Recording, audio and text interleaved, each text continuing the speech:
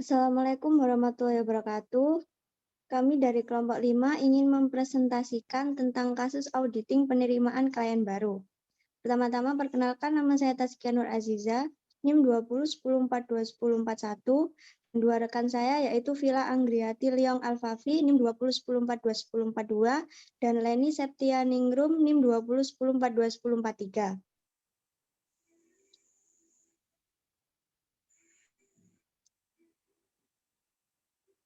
Soal yang pertama yaitu sebutkan dan jelaskan secara singkat beberapa prosedur awal yang bisa dilakukan oleh Raka Manggala agar kemudian bisa memberikan laporan rekomendasi kepada partner KAP, apakah akan menerima atau menolak tawaran penugasan audit dari PT Aman Sentosa, hubungkan dengan standar auditing dan peraturan lain yang mungkin terkait. Jawabannya yaitu tahapan atau prosedur yang harus dilakukan oleh Raka Manggala yaitu dengan perencanaan dan perancangan suatu pendekatan audit. Dalam tahapan pertama, auditor akan mencoba untuk memperoleh pemahaman terkait klien, bagaimana bisnisnya klien, dan lain-lain. Sehingga audit dapat bukti yang kompeten, kemudian setelah tahapan atau prosedur yang pertama sudah selesai, maka lanjut ke tahapan atau prosedur yang kedua, yaitu pengujian pengendalian dan pengujian substansif golongan transaksi. Setelah itu dilanjutkan ke penerapan prosedur analitis dan pengujian rinci atas saldo. Dan terakhir, jika auditor telah melakukan semua uji yang dilakukan dari terhadap atau prosedur 1-3, maka auditor akan mengambil kesimpulan sehingga dari kesimpulan tersebut, auditor menyatakan opini atas kewajaran suatu laporan. Next. Soal yang kedua, dari beberapa data keuangan yang disajikan di lampiran, coba lakukan prosedur analisis awal untuk mendapatkan pemahaman tentang bagaimana kinerja finansial dari PT Aman Sentosa. PT Aman Sentosa hanya menjual produk-produknya di toko-toko penyalur perlengkapan rumah tangga berskala lokal. Baru beberapa tahun terakhir ini, perusahaan mulai mencoba untuk melayani dalam kuantitas yang lebih besar dengan menggunakan rantai distributor berskala nasional. Hingga saat ini terdapat 2 distributor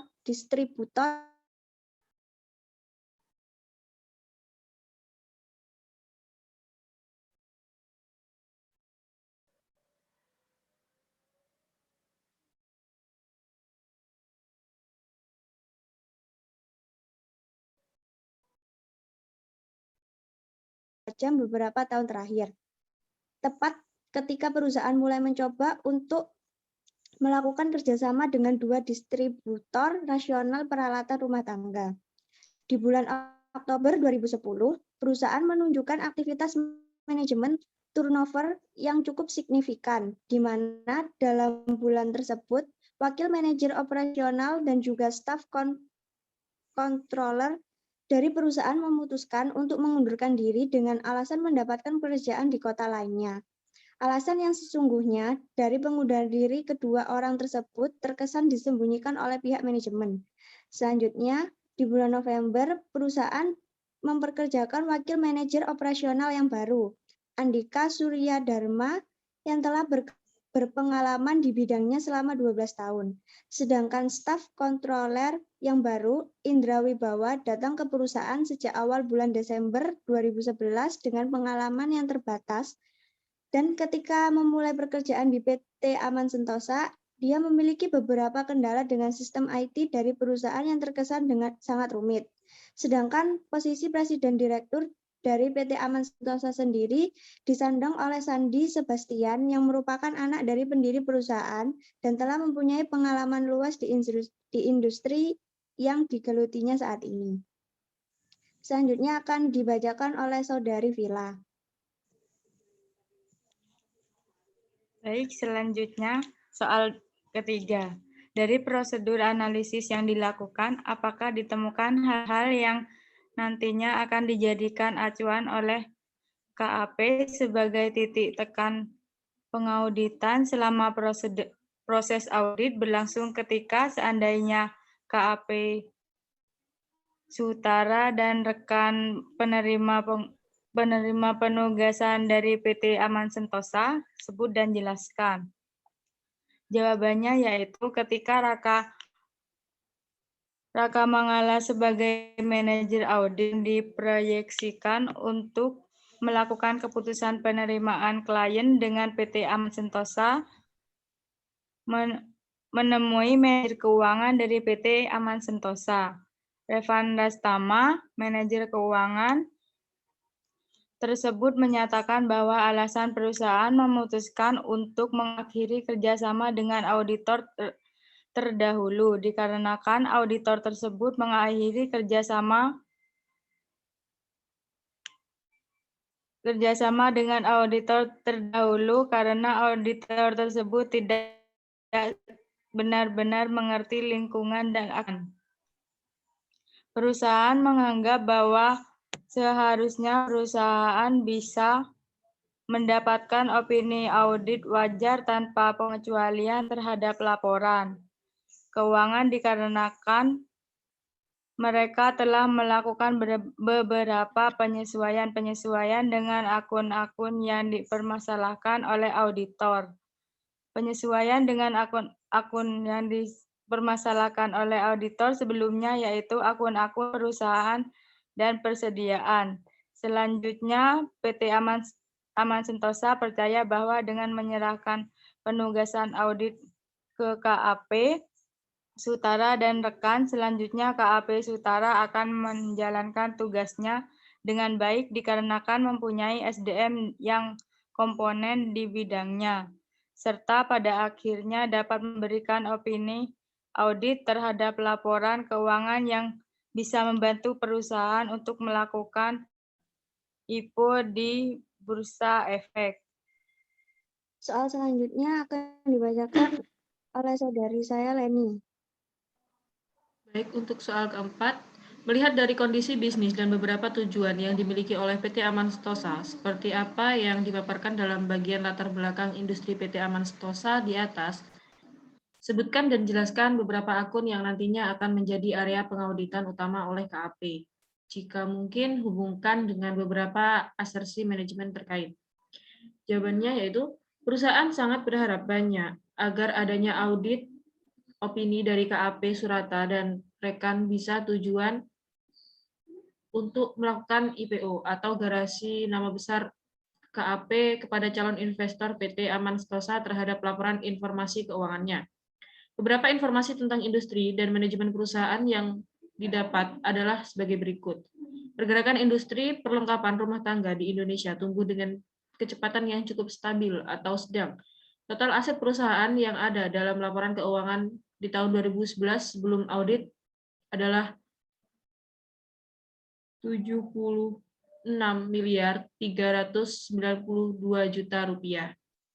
Pendapatan penjualan adalah sebesar 145 miliar 313 juta rupiah dan laba bersih perusahaan sebesar 3 miliar 472 juta rupiah.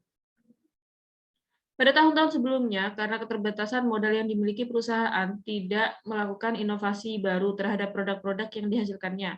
Perusahaan hanya berfokus pada bagaimana menjaga posisi pertumbuhan penjualan dengan menerapkan strategi harga murah. Selanjutnya, dengan rencana IPO di tahun 2012, PT Aman Sentosa berharap akan mendapatkan modal dan akan menggunakan modal tambahan tersebut untuk melakukan pengembangan baik di skala pasar regional maupun nasional. Untuk meningkatkan peningkatan permintaan terhadap produk, perusahaan meningkatkan kapasitas produksinya. Catatan penting mengenai kondisi keuangan perusahaan adalah laba perusahaan yang dialami peningkatan cukup tajam. Beberapa tahun terakhir, tepat ketika perusahaan mulai mencoba untuk melakukan kerjasama dengan dua distributor peralatan rumah tangga nasional. Yang juga harus dijadikan sebagai suatu catatan adalah untuk tahun 2010, perusahaan mendapatkan audit opini yang wajar kesimpulan dari auditor terdahulunya.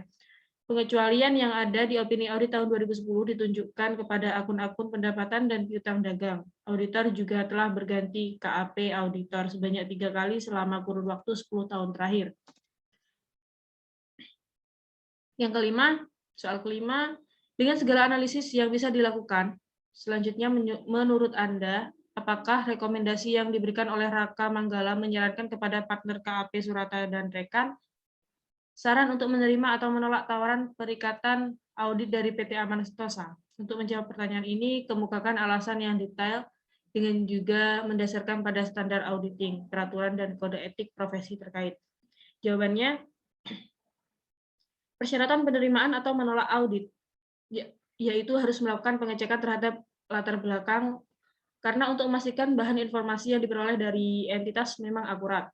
Menurut kelompok kami, seharusnya Raka Manggala itu menyarankan untuk menolak perikatan dari PT Aman Sentosa karena sesuai pengecekan latar belakang dan wawancara atau berkomunikasi langsung pada auditor terdahulu dari PT Aman Sentosa. Raka Manggala mendapatkan informasi dari auditor terdahulu bahwa kompleksitas dari sistem IT yang diterapkan oleh PT Aman Sentosa saat ini, manajemen perusahaan terkesan benar-benar memanfaatkan secara agresif sistem akrual pada akhir tahun dan pendapatan perusahaan untuk membuat akun-akun pendapatan dan piutang menggelembung di akhir tahun demi tujuan memenuhi persyaratan dari kreditur perusahaan atau debt covenant. Auditor terdahulu juga merasa sulit untuk menjalin hubungan dan komunikasi dengan jajaran manajemen perusahaan. Hal yang juga menjadi informasi penting bagi Raka Manggala setelah berdiskusi dengan auditor PT Aman Sentosa adalah bahwa penyebab lain dari berakhirnya kerjasama antara PT Aman Sentosa dengan KAP Subagio dan rekan terkait dengan ketidaksepakatan terhadap penetapan besarnya fee audit yang direncanakan untuk proses pengauditan laporan keuangan periode 2011. Baik, sekian presentasi dari kelompok kami. Bila ada salah kata, mohon dimaafkan. Wassalamualaikum warahmatullahi wabarakatuh.